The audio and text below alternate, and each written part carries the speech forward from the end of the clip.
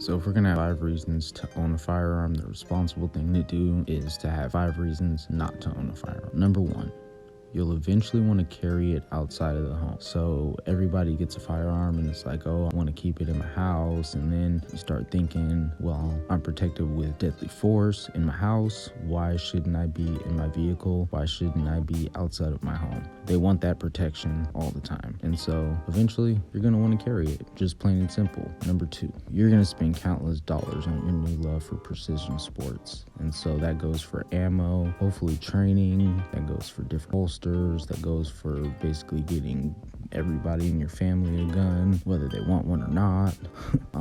Yeah, this is an expensive hobby, so buckle up and get rid of some of your vices so you can afford this. On a more serious note, number 3, you won't use it if you need to. You are unwilling to take another person's life, then you do not need to bring a deadly weapon into a fight, period, because it will get used against you.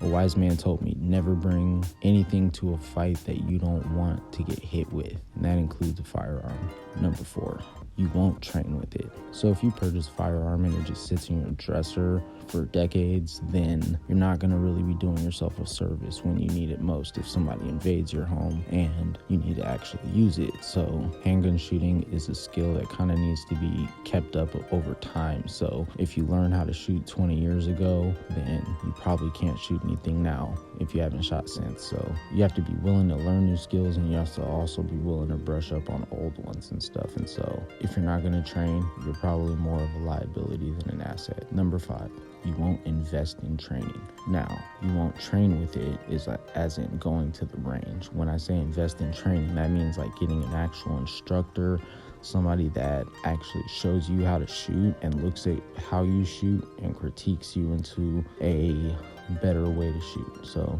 you won't invest in training. So basically, like, what I mean by you won't invest in training as opposed to you won't train with it is like some people just go to the range and then they reinforce bad habits, whereas other people, the first thing they do, which I recommend, is getting somebody that's experienced in firearms and having them look at the way that you shoot and critique you, because that's the difference between people that maybe watch a ton of YouTube videos versus somebody that gets actual in-person training with an experienced instructor. Is like somebody that can actually tell you what you specifically are doing wrong and how you specifically can improve and what your specific goals are. So get training. Once again, those are the 5 reasons to not buy a firearm.